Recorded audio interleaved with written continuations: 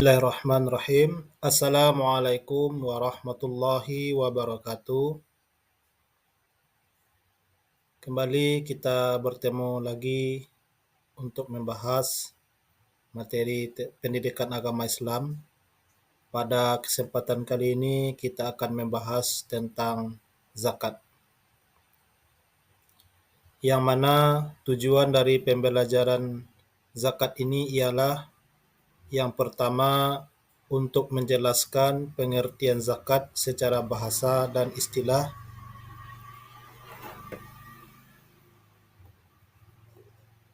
Yang kedua, mengidentifikasi hukum zakat dalam Islam berdasarkan dalil Al-Quran dan hadis. Yang ketiga, menyebutkan ketentuan zakat. Yang keempat, menjelaskan golongan yang berhak menerima zakat atau mustahik.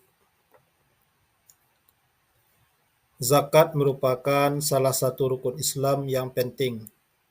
Zakat merupakan kewajiban bagi setiap muslim yang mampu untuk membersihkan harta dan menumbuhkan rasa kepedulian terhadap sesama.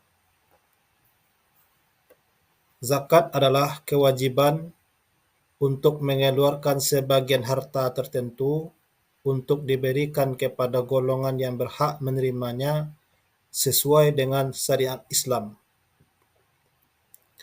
Zakat merupakan salah satu dari 5 rukun Islam dan memiliki tujuan untuk membersihkan harta serta jiwa, membantu masyarakat yang kurang mampu, dan menciptakan keseimbangan sosial.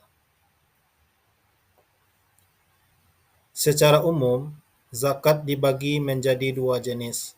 Yang pertama, zakat fitrah, dikeluarkan pada bulan Ramadan menjelang Idul Fitri, wajib bagi setiap muslim, baik anak-anak maupun dewasa.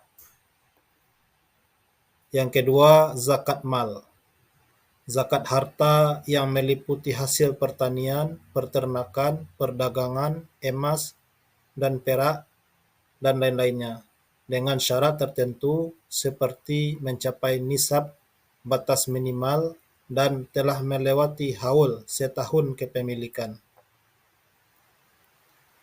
Dasar hukum zakat ini yang pertama terdapat di dalam Quran Surat An-Nur ayat yang ke-56 yang berbunyi, A'udzubillahi minasyaitonirrajim, Bismillahirrahmanirrahim, wa aqimus salata wa atuz zakata wa ati'ur rasula la'allakum turhamun.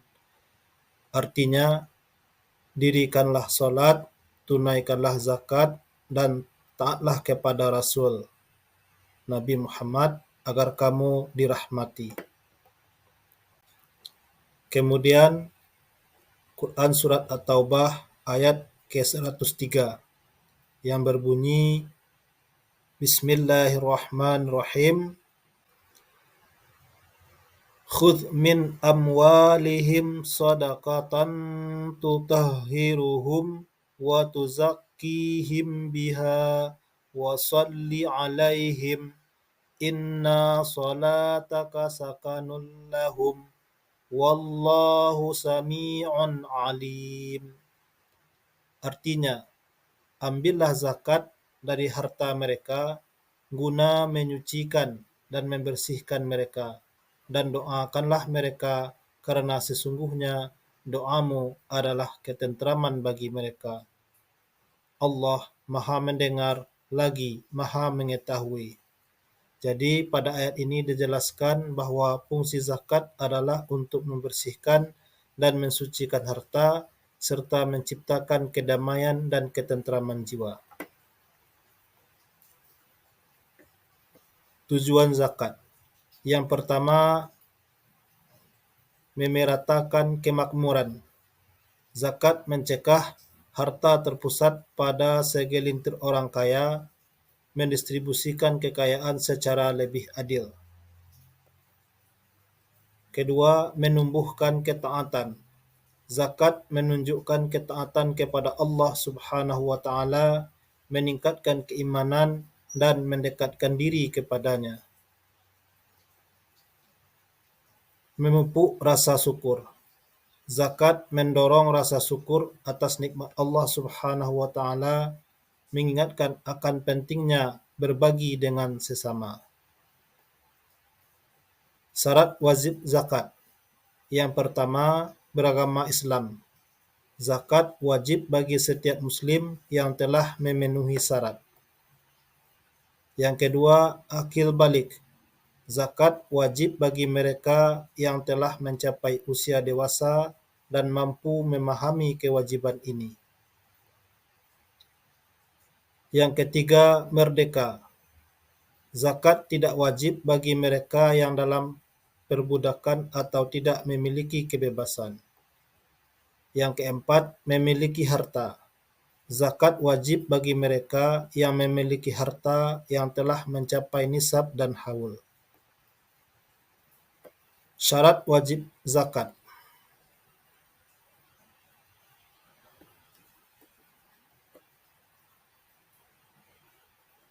Syarat harta wajib zakat.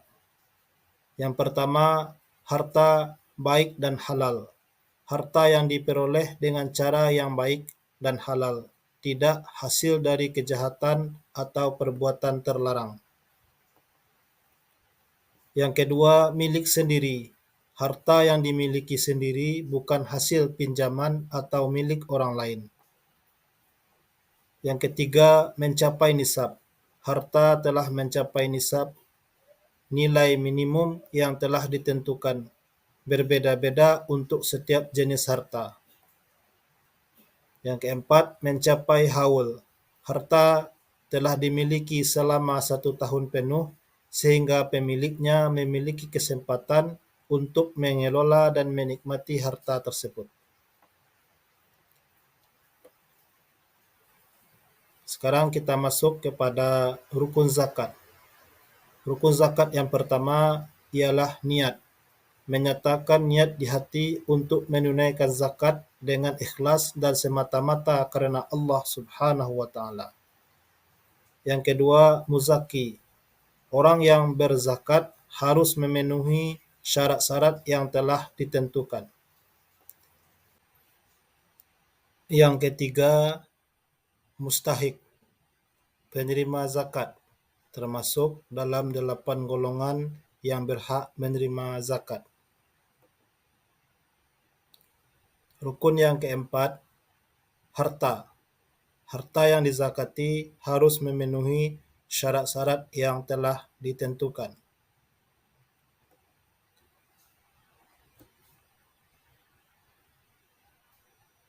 Mustahik zakat atau orang-orang yang berhak menerima zakat yang dikenal dengan 8 asnaf atau asnaf yang 8. Yang pertama, fakir. Orang yang tidak memiliki harta dan tenaga untuk memenuhi kebutuhan hidup. Yang kedua, miskin. Orang yang kekurangan harta dan tidak dapat memenuhi kebutuhan dasar hidupnya. Yang ketiga, amil. Panitia pengelola zakat yang bertanggung jawab untuk mengelola dan menyalurkan zakat. Yang keempat, mu'alaf. Orang yang baru masuk Islam, membutuhkan bantuan untuk menyesuaikan diri dan menetapkan keimanan. Yang kelima, hamba sahaya. Budak yang merdeka diberikan bantuan untuk menebus dirinya. Yang kelima, hamba sahaya. Budak yang ingin merdeka diberikan bantuan untuk menebus dirinya. Yang keenam, gharim. Orang yang terlilit hutang dan tidak mampu untuk membayarnya. Yang ketujuh, fisabilillah. Orang yang berjuang di jalan Allah Subhanahu wa taala seperti pendiri panti asuhan atau lembaga sosial. Yang kedelapan, ibnu sabil.